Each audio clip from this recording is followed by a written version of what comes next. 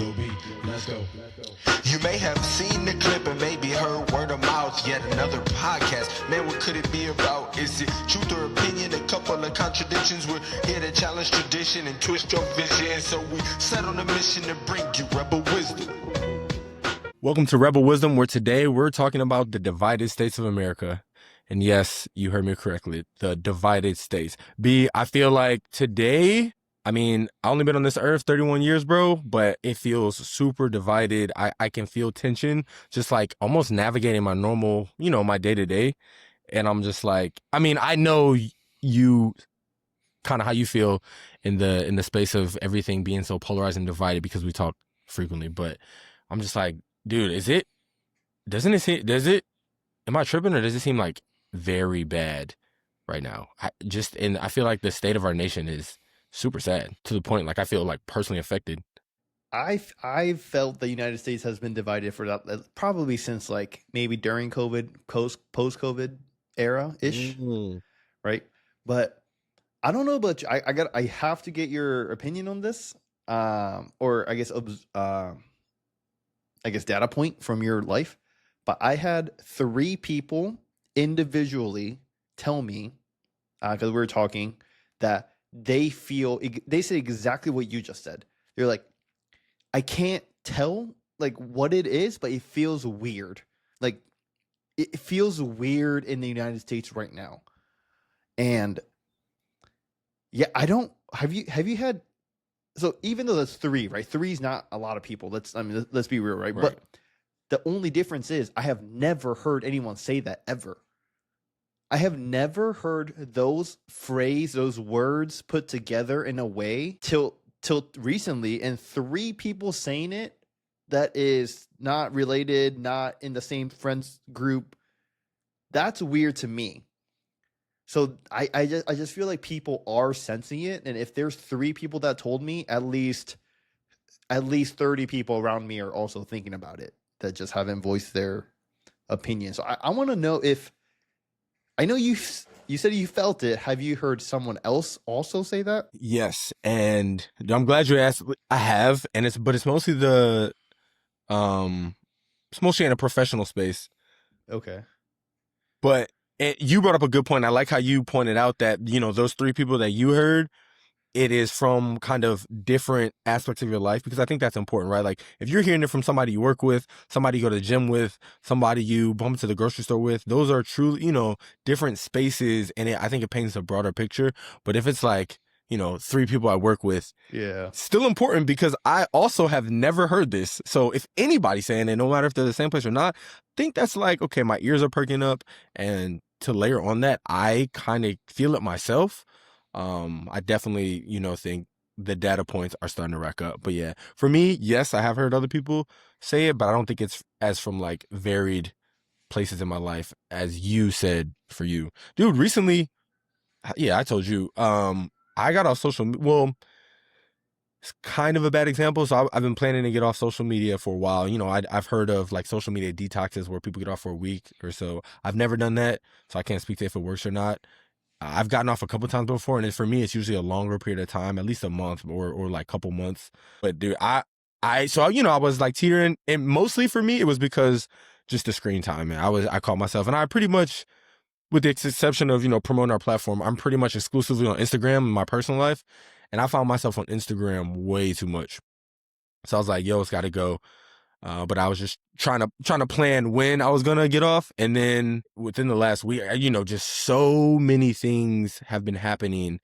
Not even in modern history. I'm talking about like within the last, week to a month, probably in the last 30 days, I just feel like it's been mayhem throughout the States.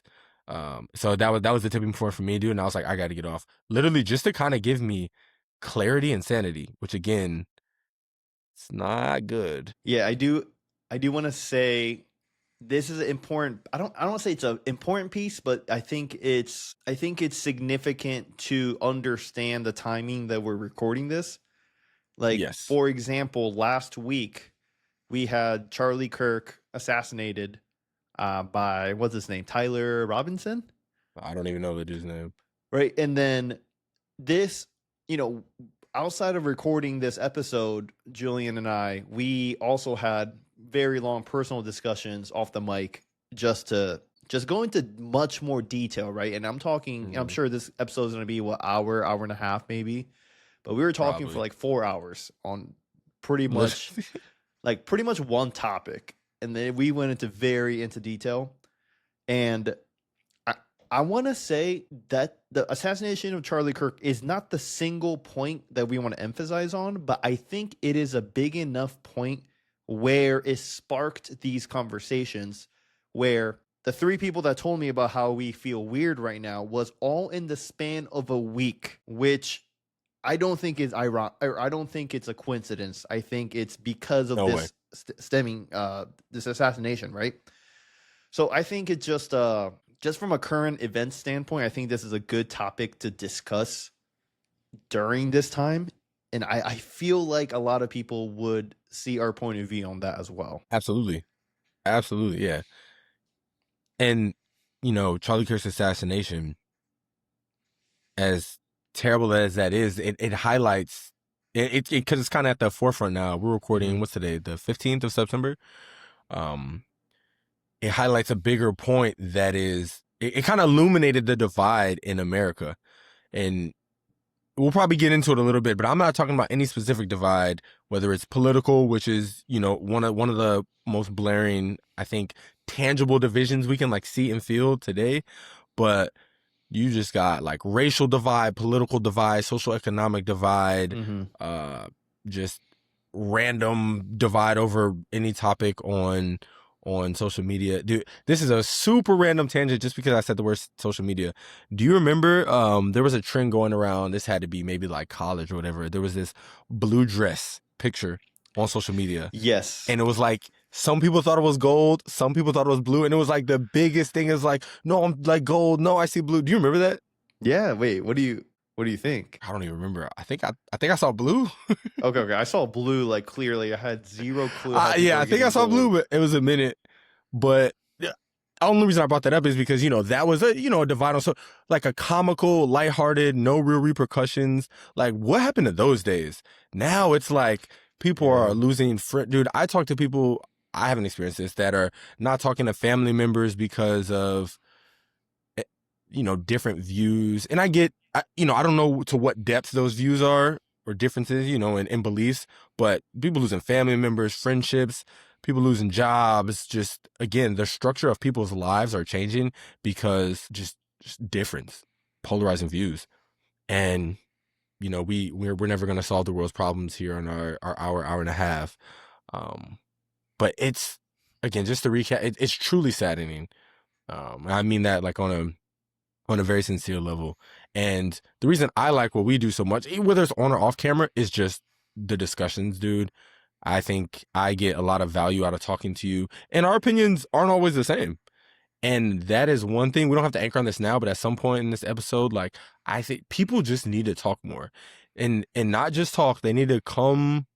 I don't know a lot, but one thing I am confident in is people need to talk and come to an understanding. Talk, somewhat intelligently. You can't spew BS, but talk, intelligently and listen though. That's the big thing. I think in that, it might not solve problems, just that mutual understanding, or trying to come to if you don't mutually understand, but just gain that perspective. Dude, I think that's one of the big things that's lacking across all those divides that I listed in all those spaces. And it's just, they're getting pulled further and further apart. And it's I feel like it's a rubber band getting pulled, and it's just everybody's fingers crossed it doesn't snap. And that's where I feel like we're at. I mean, dude, I think you're spot on. I mean, and just how you said it reminded me of literally how Charlie Kirk says it. And then he's when free discussion, respectable debate, though, when those things end, nothing good comes out of it, right? Just think about it from your life or anybody's life. In a marriage, if you stop talking, it doesn't go the right way. Think about it, much on a bigger scale, right? We're talking about politics here for now. And I'm sure we're going to talk about much more about politics here shortly, but think about it from a country level, right? Name me one country that has limited or suppressed freedom of speech and has done well, right? Yeah. Like there's not many. Maybe modern day China to an extent, but besides that, I really can't think of anything. Mm-hmm. So That's a good point. just to echo what you said, like it is very important to, whether you like Charlie Kirk or not, hopefully that turning point can fuel what you're saying of have more debates, have more respectable debates, and just to understand people's views or even trying to refine yours better based on statistics and just talking, just hearing about more things. Oh, yes. That respectable piece in that respectable debate is so crucial. I like that quote too. Like nothing, whatever you said, nothing comes good, or what's to come at the other end of, I guess, respectable debate. I think that's powerful. So, dude, I guess just let's jump into why do you think I feel like politics, and anybody that knows me, to include you, I'm not passionate about. Maybe that's why I don't look at it as much as I kind of want to or know I should. But I feel like it's inherently divided, right? Because we have two sides. I don't know, if it's a byproduct of the checks and balances, but so we don't have a unitary governor, or, a dictator type. Maybe it's a function of democracy, right? But there's Democrats, Republicans. So obviously there's going to be divide. You have the two perspectives. I feel like to have a difference in thought and challenge thought, right? Which I think is good in any space. But dude, why now? Super curious to hear. Like, why now is it so just like angry? It's like an angry space. It's like that respectable piece is what's lacking in the respectable debate. I feel like it's just harsh debate. Like, I'm genuinely like, what has transpired that we got to this point where it's just like bloodthirst? I feel like. So the first part of my answer is going to be kind of far-fetched, not really evidence-backed, but this is my opinion on how I view it. Have you heard the phrase where they say, hard times create good men create easy times, and easy times create soft men, and soft men creates hard times? I have. I was actually, bro, yes, I have. So this is what I'm thinking, right? Where I think the create good times are still going on. Maybe it could be towards the end of how we're talking about it, but I still believe it's going on because, and it's a super, this is like a not so important, maybe it might be funny example, but like when I was growing up as a kid, right? And let's say you're pouring milk into your cereal bowl, let's just say, and you were next to your mom. And you're like 5. You're pouring your milk. You spilled the milk. I don't know about you, but like I was scared. I'm like, oh shit! Like, am I gonna get hit? You know what I mean? Like, I might get punished for this. Like, it was like, oh my god, my mom is a savage. You know what I mean, right? There's like a joke going around it. I've seen it for a while now, and I don't know if it's like a nationally recognized meme or a trend or anything like that. But I've seen multiple videos of where it's like a kid in a cereal bowl. They're like pouring a jug of milk, the entire thing, and obviously like milk's going everywhere. It's overflowing, and like it's crazy, like egregious stuff going on, right, by the kid. And then like the parents recording, they're like, oh, good job, honey, you're doing such a great job. I'm like, dude, I would have got my ass beat if I did that, right? Like, this is like what I'm thinking about in real life as I'm watching these videos, right? And I'm gonna try to draw like a correlation to what we're seeing today, because I believe it's always in American culture, right? American culture says you work hard enough and you can be whatever you want. Yeah. Which is funny because like in Japan, American dream. Never heard that you can be whatever you want. They said study and get all A's, go to a crazy college and work at the company for the 40 years. and do what you hate with your job so you can spend money and do what you love. That's an overreaction, but like that's what I'm trying to Such get at. different culture. Yeah. That's how what I grew up on. So it's interesting to see like American culture. They say, hey, you can be whatever you want. It's all about you, or me, right? Whereas at least in Japan, it's always about somebody else. Of course, you have to take care of yourself. Right? Of course, you have to take care of yourself, but it's always about someone else. You have to be courteous in public, things like that. Respect your elders, which I don't really feel like we have that instilled in American culture. There's a freaking Reddit page called "Boomers Being Fools," right? But just to say that people are very selfish in America right now, and it might be part of the cycle where we're the soft men and women, where we just kind of grew up to be very selfish. And that amplified with social media, with confirmation bias. Social media is great because it's so easy to get information on both sides, right? The social media algorithm traps you in a mindset of repeated, unlimited amounts of confirmation bias, where if you said, I don't know, strawberries, one of the greatest meat that you can eat, there's gonna be a perspective that supports that idea. And you watch a couple of those on TikTok, you watch a couple of those on Insta. Like, dude, you're just getting fed that information over and over and over and over, where you're like, dude, I have to be correct. There is no other way with this overwhelming amount of data and scientific information, right? Yeah. So I can see that. And when those two things get fueled, you have someone that is so confident in their belief, they think they can do anything with no repercussions.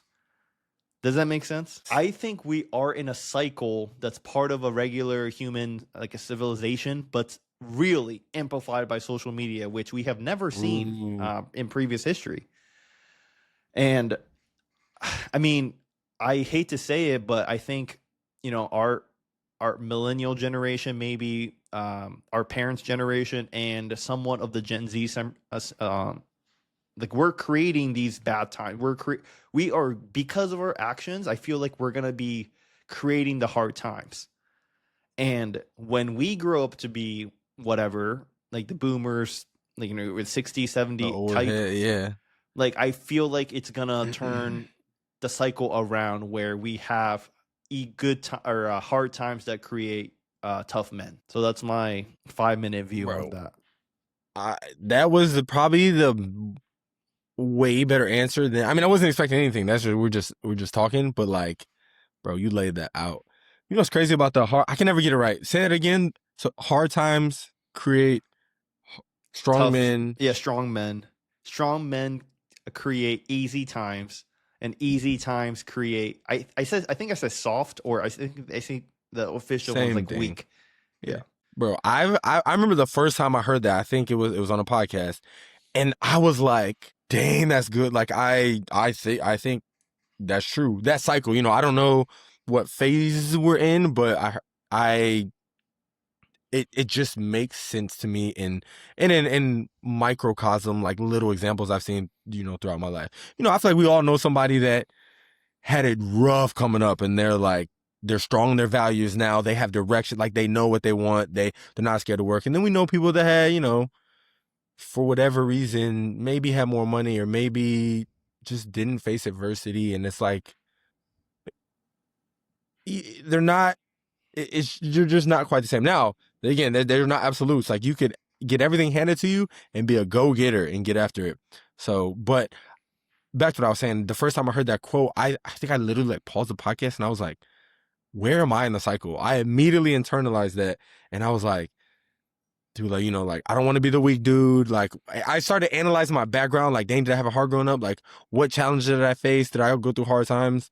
And I didn't grow up with a lot of that. All my adversity was like self-imposed, right? It's like the sports, the college I went to, wasn't the easiest, like that. But as far as like trying to survive, where my next meal, I didn't have, I'll say like that implicit adversity. So dude, yeah, I heard that and I was like, it almost motivated. It was like, it almost motivated me to be like, I will not be, the soft person in the cycle of the week. And I want to do these certain things for my life.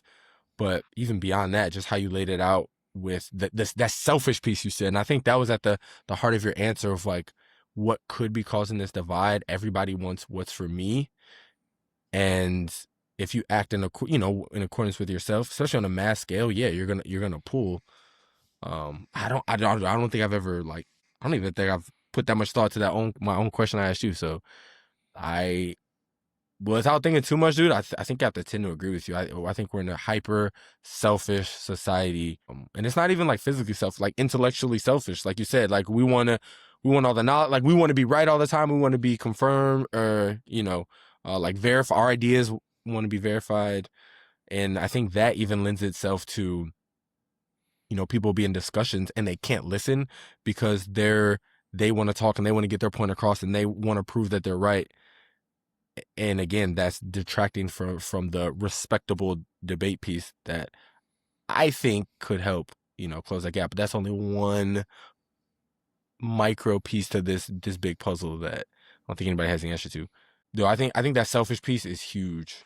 And we can probably overlay that into different politics, media, like all of these things. Yeah, you just want to get into politics? I think that's probably the overwhelming number one contributor to this divide, I think. Without a doubt. And I want to hear you elaborate on it because, like I said, I think it's inherently, by the nature of it, there's two opposing sides. Like, got it. So that's no surprise. But my thing is, what I'm wrestling with is why in modern time, in the democracy, is it getting kind of like contentious? Like everybody's riled up, everybody's on edge. And yeah, dude, I'm curious to hear your thoughts. I mean, obviously I have some, but yeah, curious to see what you think. Okay, I'm gonna try to say it without trying to. I don't want to criminalize one side because of my beliefs. Right, likewise. But I will have to say something. This is. Let me just make this point. Talk about it, and then I won't. This is the last time I'm gonna say anything bad about the side that I don't believe in. Right. And I think something drastic happened within the past 20 years. I told you this before, so please try to poke holes in what I'm about to say because I really need to get this correct, and that this is a very important piece into how everything is happening today. But somewhere along the way in the last 20 years, the political scale of how liberal or how conservative you are has shifted drastically on the Democrat side. And I don't I can point out, the best example, right? Like the further you go back, the less I can talk about because my age. But sure. Look, please, I urge you, go on YouTube and look at Barack Obama's campaign to become the president. Look at both times. He's a Democrat. He ran as a Democrat. He won as a Democrat both times. If you heard his campaign speech today, you would think he's a conservative. You would think that Obama was a conservative. Man, you have Obama screaming into the mic, "We will deport more illegals than ever." Huh? That sounds like someone. But no, it's Obama saying it, right? Like, please go look this. Please look it up. But it's interesting because we go from that Democrat, liberal, we would say, of Obama into President or ex-president Joe Biden's era of the greatest increase in illegal immigration ever in the history of the United States. And immigration is not the only issue, right? But you look at the scale from 0 to 10, 5 being neutral, 0 being crazy liberal, 10 being crazy conservative. I don't think the conservative stuff changed that much just looking at history, but on the liberal side, that bar has went from not from 5 to 0, but from like 5 to like -20. And it's hard. It's hard because if you want to, like, if you're a Democrat in politics, right? I'm not talking about if you're a Democrat as like a voter, but if you are in the Democrat Party as a politician, I think that's such a hard place to be right now, because if you were traditionally a Democrat, you could be neutrally leaning, right? So you can be lean left, but the lean left does not exist as of today. It could in the future. It does not today. So if you are a lean left Democrat, you are not part of your family or your team. They're gonna think like you're a terrorist. They probably think you're a fascist, right? But then they're not Republican, so they don't really have a place to go. So the only way for them to succeed in politics, to keep going, is to go with the agenda. Hey, they say anyone can play in any sport. Man, women, transgender, doesn't matter. And the logical person's like, well, that sounds kind of crazy, but you have to go with it. Otherwise, you're not gonna get. How are you gonna be selected within your own party if you don't believe that stuff, right? So with that, naturally, as the radical left gets expanded to the left and the left and the left, people have to follow. Unfortunately, it's just the way it is. And like with that, agenda gets pushed, right? With that, we know a lot of I want to talk about media next, but we know for a fact that there are much more left-leaning media outlets, major news networks, than right-leaning. We know that for a fact. And it's an issue because two things. If you are a liberal and you want to watch liberal news outlet, and same thing for if you're a conservative and you want to only watch conservative point of view, right? It's fair to do that on both sides. But sorry, my thoughts are all over the place, but I promise I'm getting somewhere. But with the news outlets, right? They care about viewership. It's part of the business, right? So exactly. If I want your viewership, and if I know that Democrats are watching my show, who am I gonna go, like, whose side am I gonna take in terms of point of view, in terms of narrative of things that happen, right? But of course, it's gonna be for Democrats if the Democrats are watching it. Otherwise, your viewership goes down. On top of that, it's getting fueled by the Democrat Party or Democrat-leaning, very wealthy people that fund these media outlets, these major news networks. And as someone that's taking money from them, you have to kind of listen to them. If you don't listen, you're not going to get more funding. So naturally, like, you have to just go with your own party's agenda. And that gives the viewers, especially in today with the confirmation bias. And the one thing that I am grateful for is that the entirety of the U.S. as a population is losing trust in major news networks. I can confidently say that for a fact. And I think it's a good thing because it is so manipulative. Manipulative, yeah. And I have I told you multiple times, like, I think government is doing propaganda through news networks. So sure. I mean, yeah, I'm sure.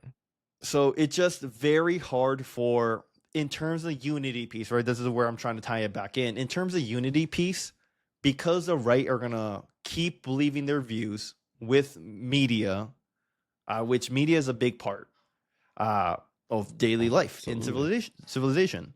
And with the left being, more news networks, more people, it's going to naturally push that extremely, which is what's happening today. I think it's coming back in. I do think it is coming back in. But yeah, I think that fuels so much of our divide today. It's pretty much narrative. Yeah. Okay.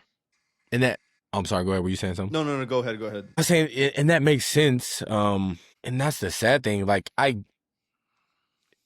get it from a business aspect, right? But it's like, at what point, and this speaks to the selfishness, and this also speaks to just money as a driving force in dang near everything, right? Like, having to appease the whoever's funding you and want to preserve your viewers. But I feel like, at what point do we want to show, like, do we assign value to truth, like broadcast what's accurate? Or, and, you know, I don't, and this is why this is a funny topic for me to talk about, and I really want to just articulate what I'm seeing and what I'm feeling, because I've never watched the news. I didn't grow up watching the news, and I still don't watch the news. Now I'm much more tuned into world happenings just through, like, social media, or I promote, like, discussions around them. But, like, I personally don't watch the news. But, you know, I know for a fact that certain news channels are leaning one way or the other.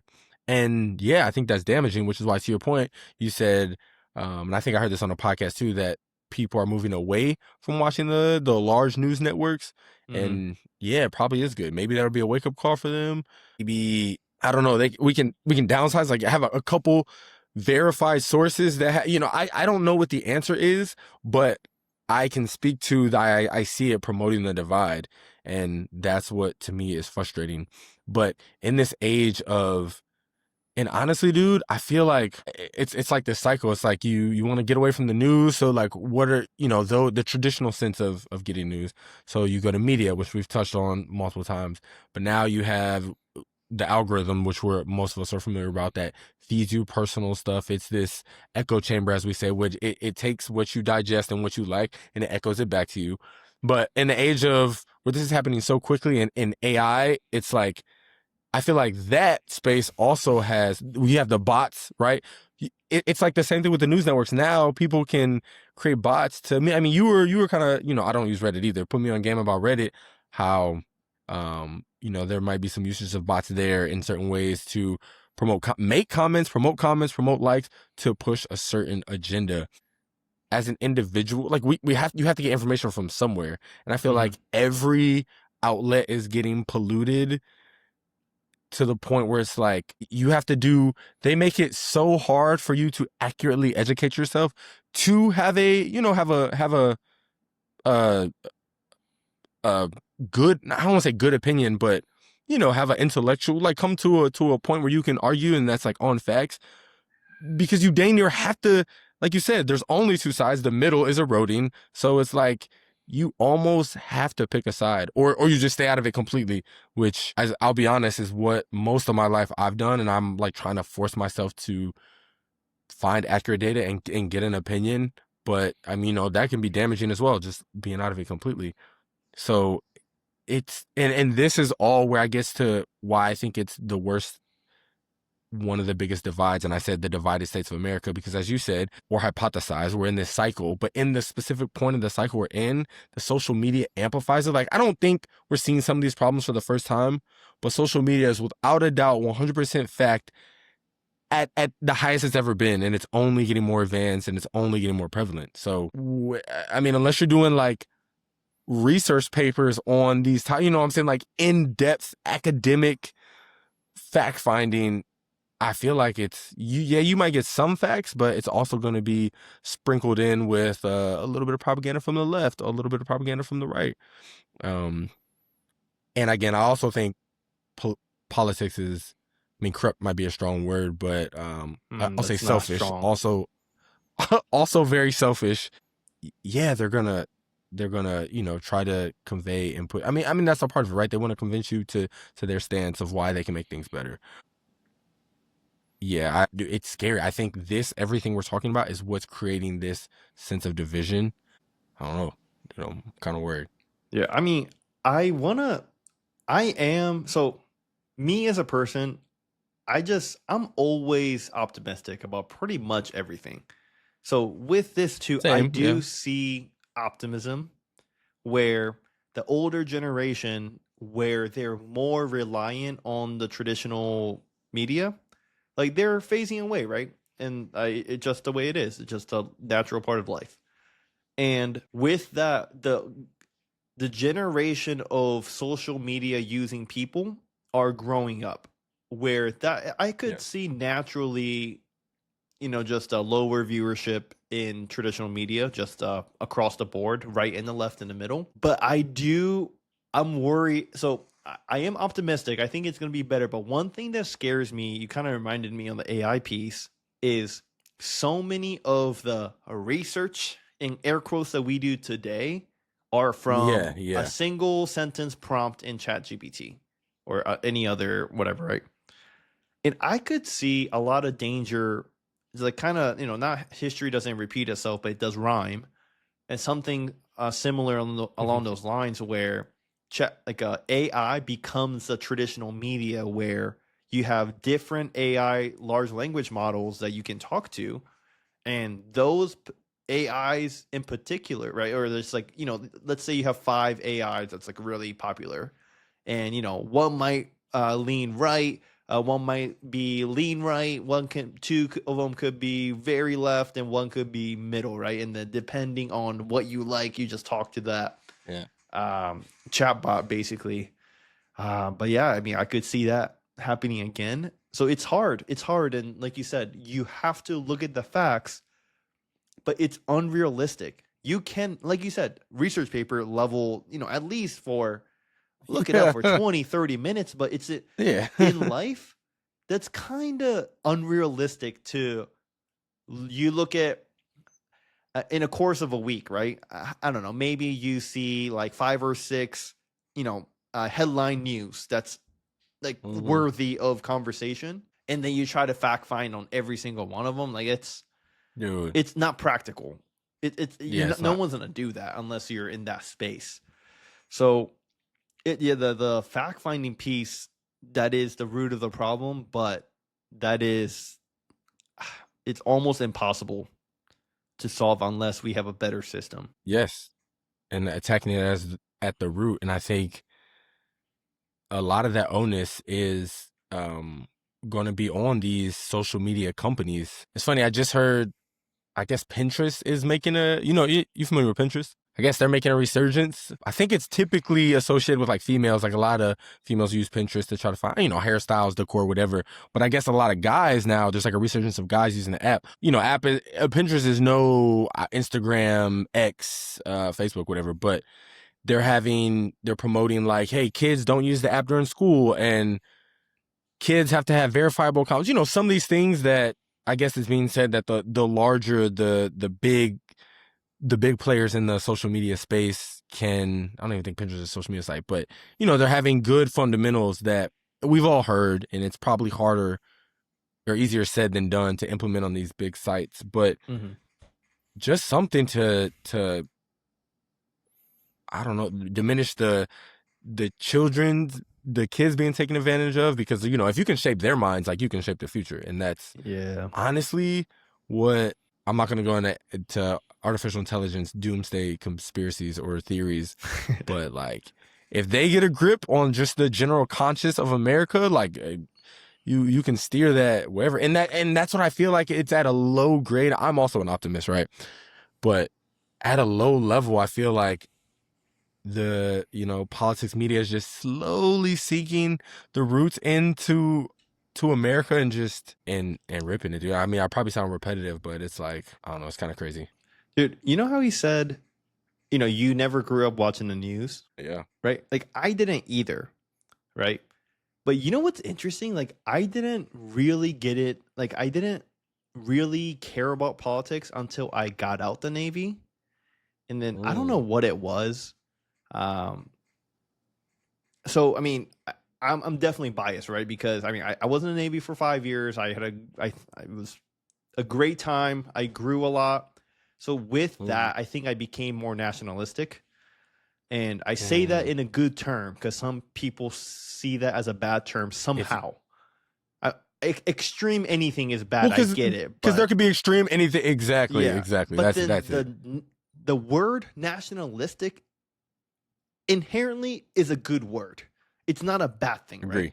So I do want to preface that. So I am much more nationalistic than ever before.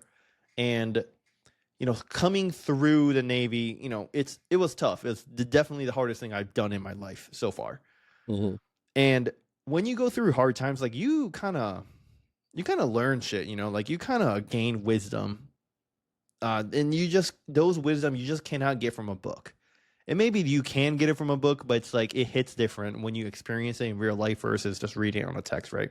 So I became much more nationalistic, and then I got out when I got in 22, and I got out at 27.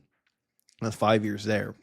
So that's like where I'm really getting into politics. I care about America. I care about the American people, and then because it's so frustrating to me, I care a lot.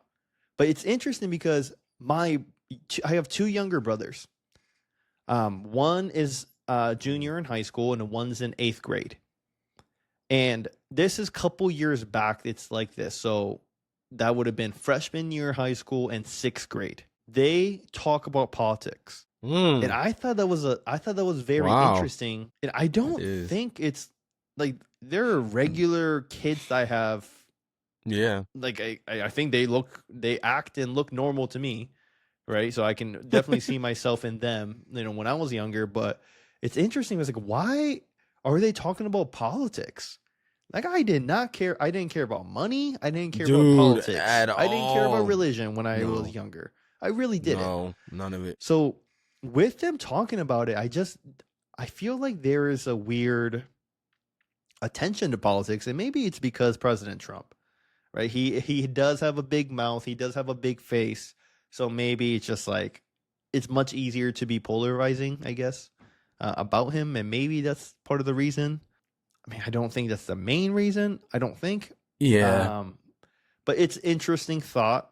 I don't know. I guess I don't have too much of a point, but you just kind of reminded me just interesting observations I made. Dude, I'm glad you brought that up. I'm not connected with the youth really like that age group. Bro, I was not politics.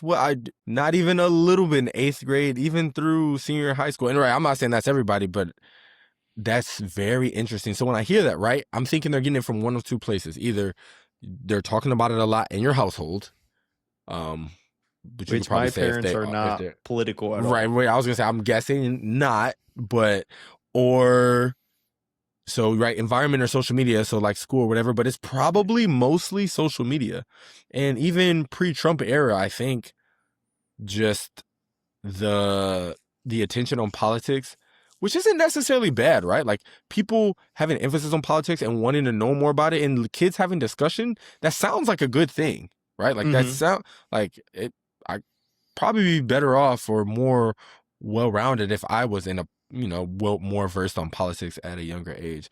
But I think it's a good thing. But now you look at where is that coming from, and I'd be willing to bet it's from social media. Like, what are the things that's circulating online, right? And again, it's not just, hey, let's teach you about inflation. It's going to be like, it's going to be strong opinions of the left or strong opinions of the right, and they're just digesting that. And as they're forming in these formative years, they're going to get opinions. And right, your experience plays a part in what you believe, and certain opinions you'll have, but they're being heavily reinforced. Again, this is an era that's growing up with technology, right? Like my first phone was a flip phone where I had the little it was black and white, had the antenna, had Snake on it. That was the only game. But these phones, they're growing up with computers, you know what I mean? Like probably can text before they talk. They're going to be very informed. And now it's like, how accurate is that information? So I'm actually super glad you brought that up, because I never really, I didn't know that politics is being pushed down in an age perspective to that group, man. And I don't know. I'm going to kind of switch lanes from, I guess, politics. It kind of ties into politics, but if you don't have any more pieces on that. Go ahead. No, I was just going to say, so something else we talked about, right? In line with this divided states of America. I truly think we're divided in so many ways, but another one is we'll say the wealth gap, right? Or the social economic divide. And I'm trying to think of how to tie all these things together. I think maybe in a way it has to do with politics, but I think it's a gap that, I mean, for sure exists.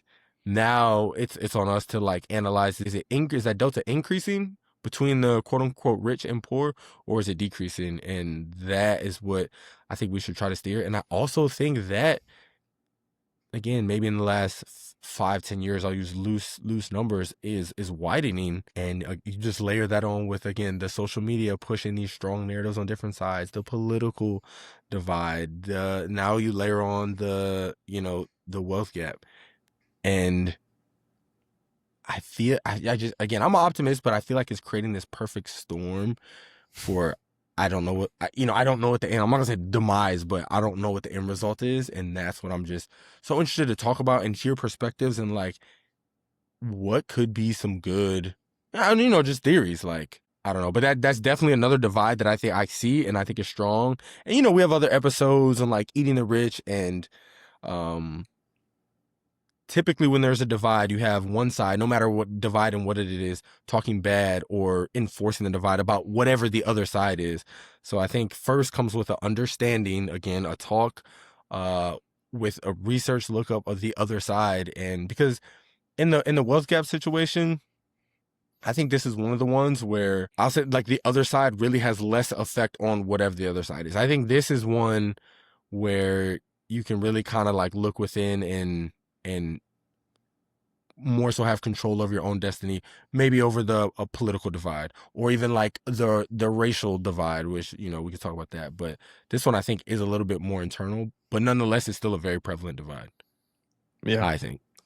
I think United States, I can't remember the exact numbers, but out of the first world countries, we're pretty high up there in terms of the wealth gap, wealth divide within with the haves and have-nots. And Yeah. I'm just trying to.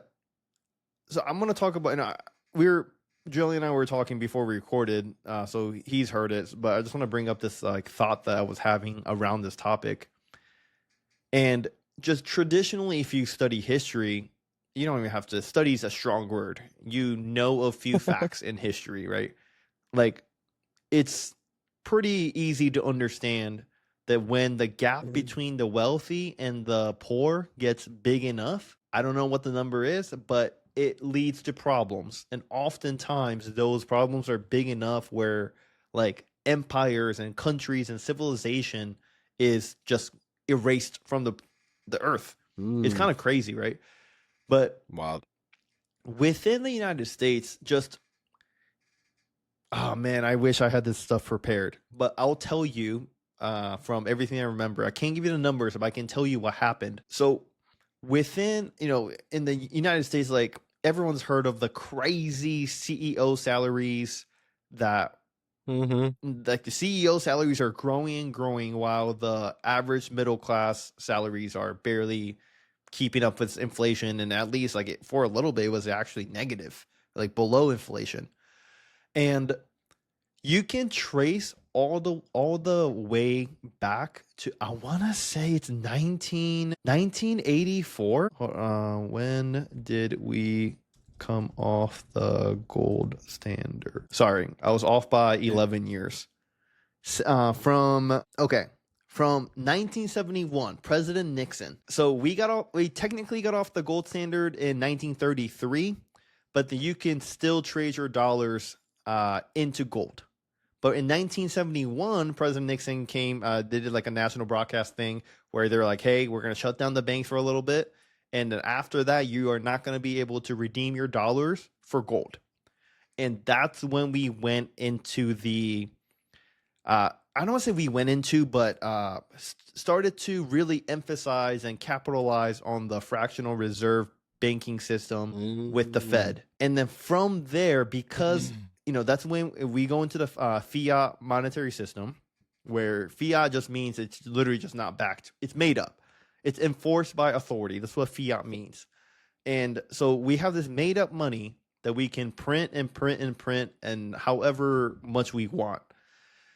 And today's world, right? I mean, I guess you can see a trend in the industrial age and whatnot, but the big technology firms, big technology companies, they lead the world in terms of, I guess, wealth, where the money comes together, right?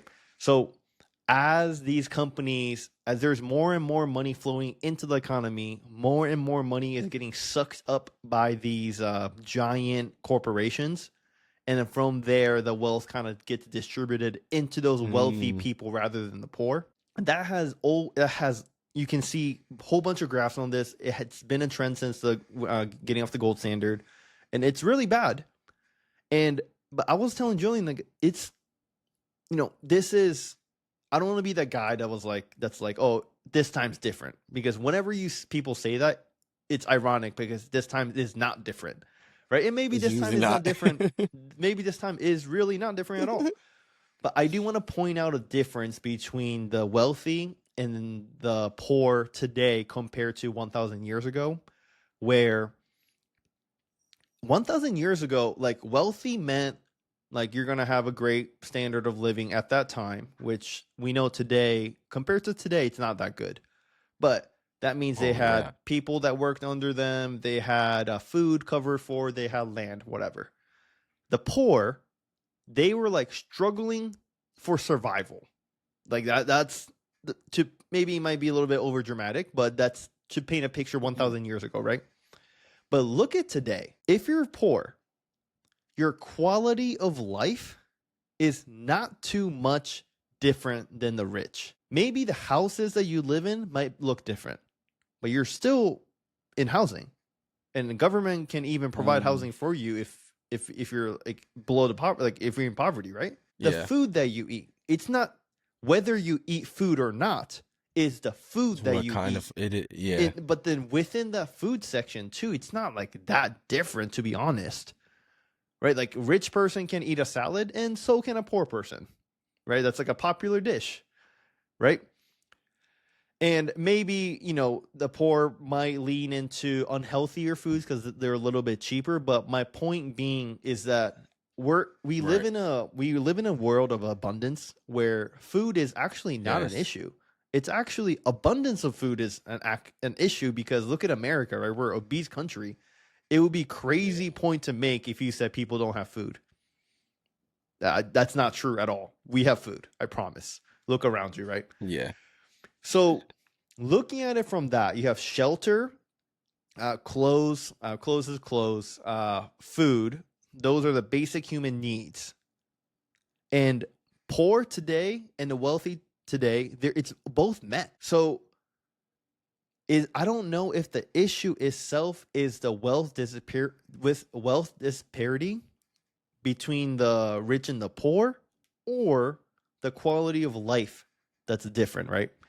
And I was telling Julian, like, just like the hard times and the world that those hard times create, I also believe that this wealth disparity and quality, like, it goes in a cycle. I want to say the wealth disparity, it might look different 1,000 years ago to today, but regardless of the difference, I think that the wealth disparity is somewhat similar over history. It might increase, it might decrease, but I would like to say, statistically speaking, it might fall within the one standard deviation on the high and the low. But we're within this standard deviation, just going up and down in a cycle, right? But in terms of quality of life, I don't believe that's the case. With quality of life, as technology increases, it's a net gain for everybody. And technology itself is deflationary. So it's cheaper to do the same thing as technology advances, right? So the wealth disparity might be staying stagnant or within this upper and lower bound in a wave-like pattern, whereas the quality of life difference between the rich and the poor, I actually think it's decreasing, with the point that you said, because I'm just trying to forecast 1,000 years later. What does the world look like? I think the rich and the poor, like, you might not be able to tell, because we're going to be living off universal basic income, because AI and robots going to do everything. And we're going to just be in like a Ready Player One, like in the movie style, like where you just kind of live in this like a VR world, constantly get, it's Yeah. I don't know, something's hooked up to your brain where it's constantly giving you dopamine hits, and life is like that. I don't know. I hope it's not like that. But in that case, like, regardless if you're rich or poor, you're gonna have perfect health. Regardless if you're rich or poor, you're gonna have a really nice place to live.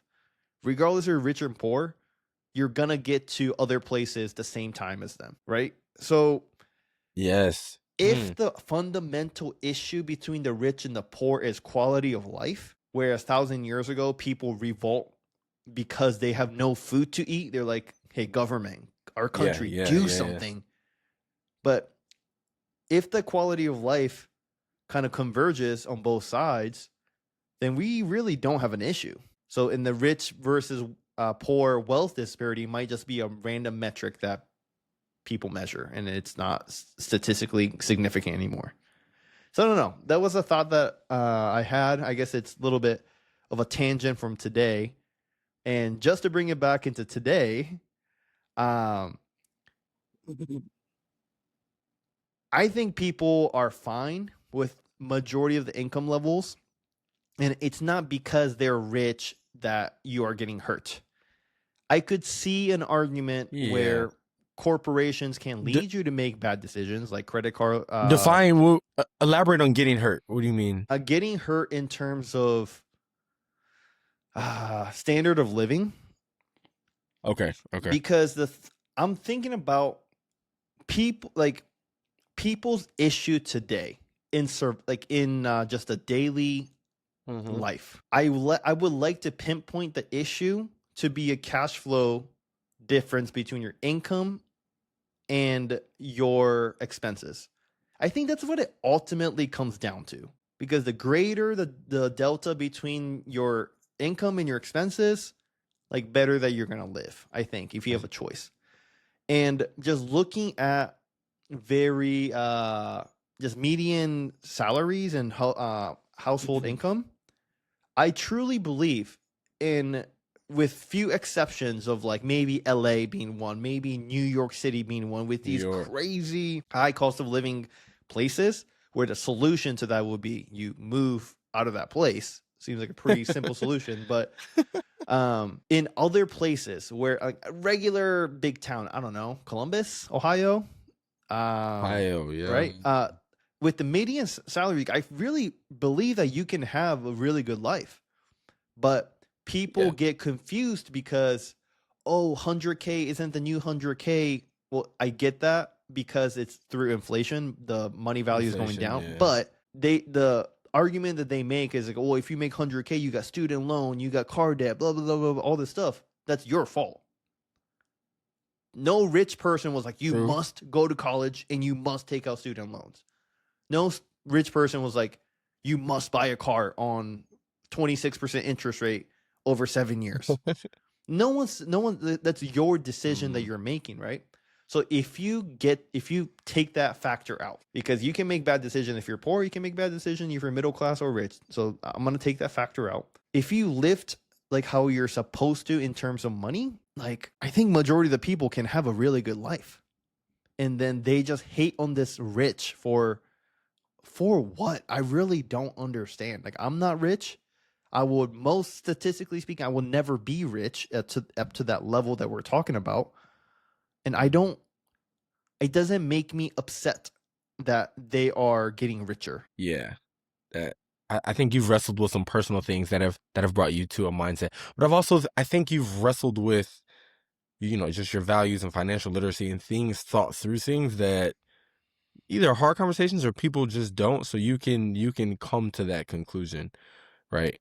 And I think in listening to you talk, I'm trying to just narrow down, like, but you laid out some phenomenal points. But thinking of things that are either contributing to or could hurt not only the wealth gap or this disparity, but maybe multiple kind of things that we're talking about. And well, first off, I'll say, like, you're talking about the seeing other people have all these things, and I truly believe, like, comparison is the thief of joy.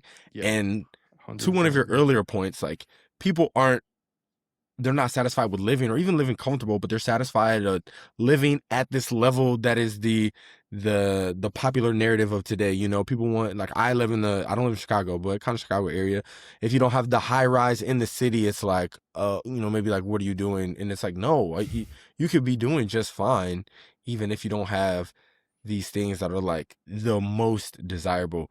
And to oversimplify what you articulated really well, like, wealth, in quotes, disparity a while ago was like life versus no life. Whereas now the life isn't in question. And you said it's not a difference in quality of life. I would argue that it's exactly the quality of life. Like, people aren't worried about their actual life, but the quality of food you're eating, or the quality of the clothes you're wearing, or the quality of the car. You know, it is that quality metric, but your life is, most cases, very well sustained, at least when we compare it historically, which, you know, you stepped us through. So, you know, that's a good point. Maybe that it's kind of all relative, but maybe that gap, you know, depending on how we define it, is actually closing. But to get back to what I was trying to say, I'm looking at, like, I was gonna like tie capitalism, but That's a big, it's like, yeah. you know, that, yeah, it's interesting because I feel like it gives everyone a chance, but it also can further like widen this gap.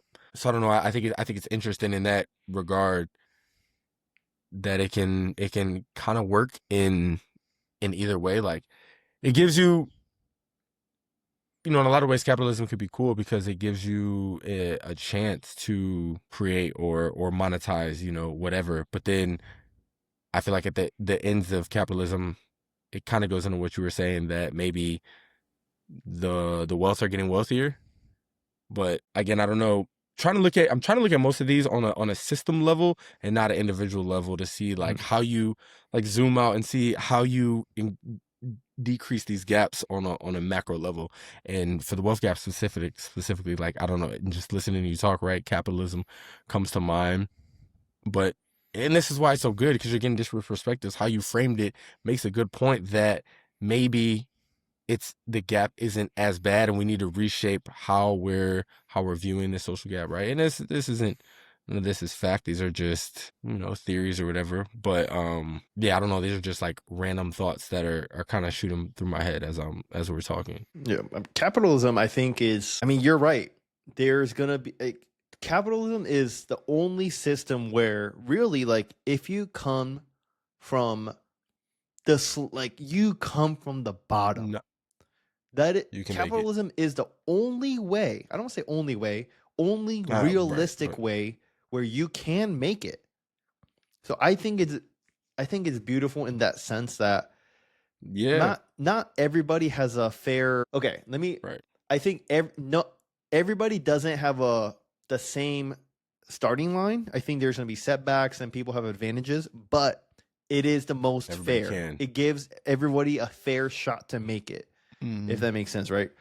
And Yes. capitalism, I had it. People hate on capitalism, and we talked about this before, or in the Eat the Rich episode, where, you know, the whole idea that they don't like capitalism is they see these greedy CEOs as taking advantage of others, which, if you kind of peel it back, that's how business operates, right? Like, you can't, you just can't pay them more than what the business makes. And they're also making a lot of contribution in society with technological advancements. I think that's very important in society. What? Sure. Yeah. Yes, depending on, well, yes, you're right. But I had someone, it was on a podcast where they were also talking about, you know, they were pro capitalism. And just to like give my stance, I am pro capitalism, because what is the other choice? Tell me what to replace capitalism with. We pretty much tried all the other stuff in history, and it just did not work. So I think capitalism is the best choice out of many, but it's not perfect, like you said. But it's interesting. Sure. It gave me a new perspective after I heard this guy, and I don't know who this guy is. I watched him like a YouTube video or podcast or whatever, right? But capitalism is the only form of, I don't know, with economy, I guess. Economy, job market. I guess everything is included in economy, money wise. But Hmm. capitalism is the only form where, in order to get paid, you have to provide more value than what the money is worth to someone else.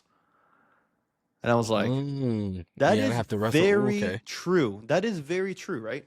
I like at my job, I cannot reasonably expect to get paid more than what I bring in for the company. And that's the Yeah. thing I was talking about. Otherwise, you don't have a business, right? And if you don't have a Right. Yeah. business, it leads to a lot of bad things. But yeah, like, like I think that's very good in terms of narrative and actually reality. Like, I want to give you $20 of value so I can gain 15. I think that's Mm. a very unselfish way to go about life. And in that, yes, you're right. People might get taken advantage of. You're right. But when you peel back a What's the lot of alternative? the onion, or a lot of the layers of the onion, right? Like, Yeah. it doesn't really work like that, because the more you underpay someone, the more likely that they're going to go somewhere else, and you're going to just be left with the leftover talent that couldn't get jobs at other places, in turn is kind of disruptive to your company. So Yeah. yeah, I mean, there's some truth into what people are saying, that people are getting taken advantage of, but in the broader sense, if you actually look at the big picture, that's not really what's happening. That's interesting, and I'm developing. So I think I like to think I'm pro capitalism too, and I'm developing this as we're talking. Right. I think the crux at this divide that we're talking about is selfishness, as you stated in all these arenas. So I'm like, do you think capitalism is inherently selfless? Like, because how you propose it, I would say yes. Like, if you're offering more value than you're getting, I think that's an inherently selfish mindset. Now, I think capitalism definitely can become selfish once, in maybe yeah, I'll just say that. I think it can become selfish, but I think it's a flawed system, but a good system. I mean, I'm literally just going to repeat what you said. That offers anybody multiple opportunities. Once these things, if we can make these processes or systems selfless, I think that affects the gaps, right? Once we talked about food and the quality, you even said, if you're more poor, you might have less of an opportunity to eat healthier foods because the worst foods are cheaper, right? It's like, what if we could make, and maybe this is the business part that crumbles, just, I guess, entertain me here. What if the healthier foods were the cheaper foods, right? Like, what if it doesn't, not nice housing, structurally sound, and just not bug infected, like the necessities, but that promote human life are the baseline that everybody can get, and then you can differ with the quality based on how. But it's, in some ways, it seems like society is keeping, is promoting this divide, or is promoting pushing people down. Again, I'm not here, I don't know the answers, it's just things I'm observing. I feel like there's better ways that we could really just look out for humans on a basic level in all these areas. Like, promote the truth, the factual truth in politics, or you know, yeah, I think the however we can embed selfless means into all these gaps. We didn't even talk, and I mean, I don't want to go too much longer, but like, um the racial there's a racial divide, right? I don't think Mm-hmm. anybody would argue that. It's just to what degree. But like, if you really sit down and try to like understand the other person, again, it comes back to having conversations, be selfless on a human level. And I mean, I'm making it sound so easy, I get it's not, and this is going to have to happen on a massive scale to have any effect. But have you seen the video? It came out years ago, called "I'm Not a Racist" by Jordan Lucas. It has this black dude and a white dude sitting in a room. It's by one rap artist. He's rapping, Oh, I but he have takes the seen narrative that of both video. sides. And when it came out, it was super controversial, but it like shook the internet. Like, everybody's talking about it. And they use like strong language, but he's talking about like a black guy from a black guy's perspective, and why he doesn't like white people, and like what a black, the black narrative. And then he's talking about a white guy from a white guy's perspective, and why he doesn't the other and at the end of they're cussing each other out the whole video, and at the end of the video, like one dude flips the table, they're looking at each other, and he's like, bro, I better understand you, and they like hug, and it was like a deep music video that I think illustrates what could kind of happen through all, it's never going to be that easy, and some things have been persistent throughout history, right?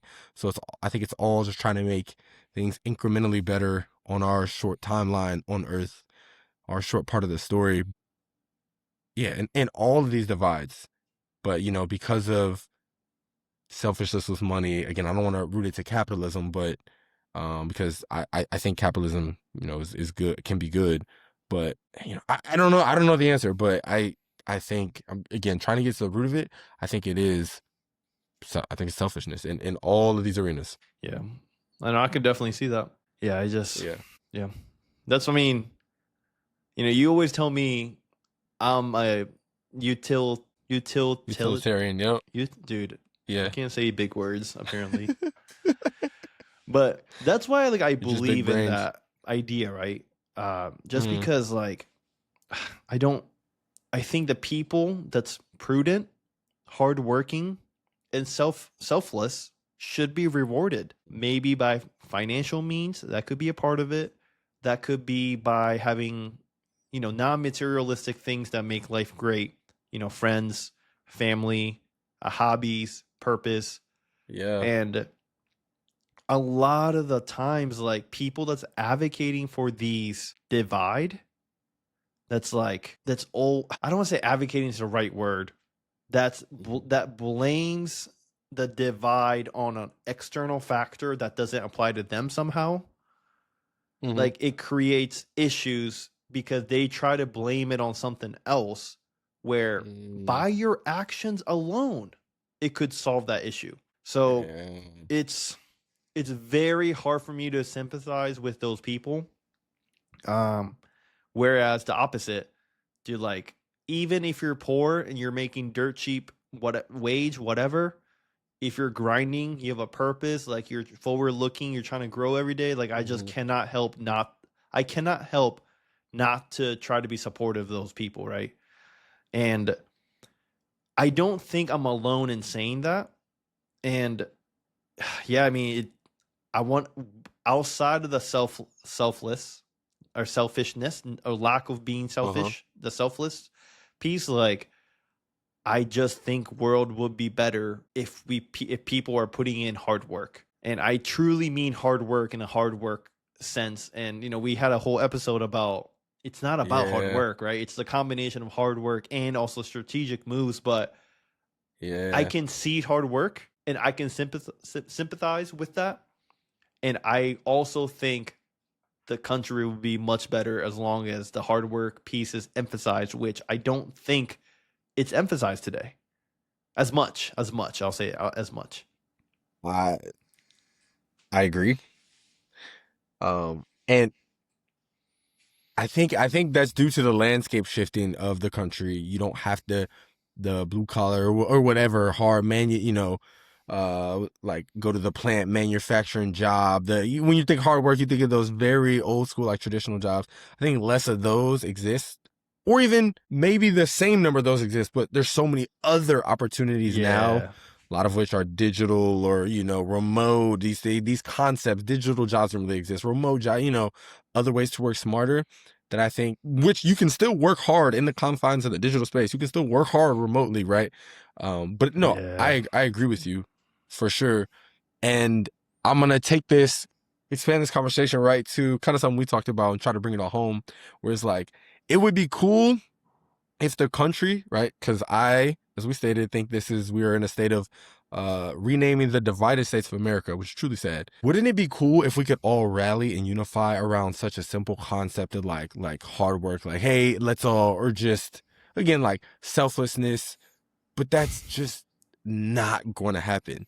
And we were kind of spitballing before, the things we've unified around before, we as in the United States, right, are, would you say it was tragedy or having a common enemy, right? Yeah, let me talk about that, right? Yes, please. These specific times where you can almost pinpoint the unity, and it's it has to be this big seeing mostly stemming from something kind of negative to actually bring us together. Yeah, bro, please speak on that. Yeah, so I don't know how this data was collected to justify unity. Like I feel like that's like a hard thing to quantify. It is. Yeah, for sure. But without the data, I feel like everyone can agree to a certain level.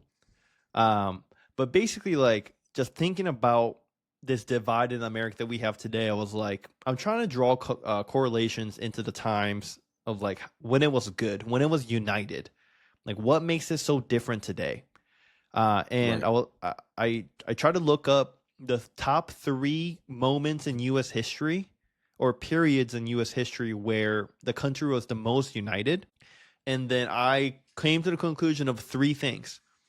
And one is the post-Reconstruction of the Gilded Age, which lasted from 1877 to 1890s, and basically like America is coming out of a civil war with probably one of the biggest wars that we had on our motherland, right? And I don't want to say we have a common enemy, but we had sense of purpose, and it kind of gave us a motivation to reunite together to have a greater cause of rebuilding our country, right? That could definitely be a nationalistic contributor. And number 2, we have the post World War II era of 1945 to like 1960s ish, and I could definitely see that, right? Like we came out of the biggest war that we have seen today, in our history, and America was a big player in that. A lot of casualties, like even both on the Pacific front and the European front. And when people come, like life is good, dude. Life is good. Like you're not living in fear anymore, right? And then those good times, and then we have a common enemy of like communism, and we have this Reconstruction era where we're just trying to get it back into regular society, and times are good. Like I could definitely see that. And number 3 is the immediate aftermath of 9/11. So I'm talking like 2001, 2002, maybe up to like 2005-ish. And now again, I don't want to say we have like that much of Reconstruction because it was, only few targeted places, but we have this like common enemy within the United States of this terrorist groups and organizations. And that's where we had like unity at the end. And I was kind of making a joke to Julian earlier. It was like maybe to get out of this, we just need a common enemy. And let me tell, like, people are going to be like, oh, like, immediately when I said that, I was like, oh, people are going to try, like, people might think, like, Trump's the common enemy. But it cannot come from within, usually. That, like, if someone's like, yes, I want America to be great, it cannot be that person. It's not the leader of America. Yeah, right. And I don't know. I could see other. I mean, it's so. I don't know. This is a hard thing to wish for, because obviously I want America to be united, but with that point that I was trying to make, that's bringing in outside chaos, death, struggle, because the part of it was a common enemy and reconstruction of our country.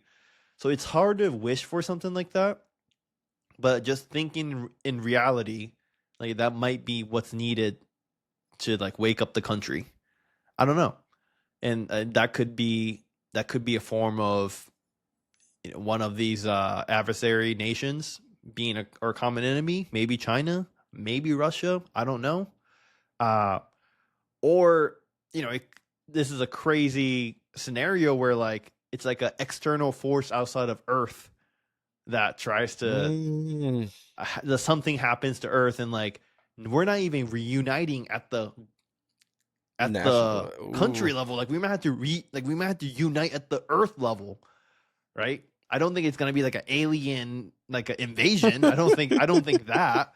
But like if a crazy big meteor was coming our way, like Yeah, at all the that Earth case, beef would like, stop, and it'd be like, we gotta stop this meteor. Yeah, at that point, I give two shits about being a Republican or Democrat, bro. Like, let's get rid of this meteor. Right? facts. You know what I mean? So I could definitely see something like that, and that's on the extreme case, obviously.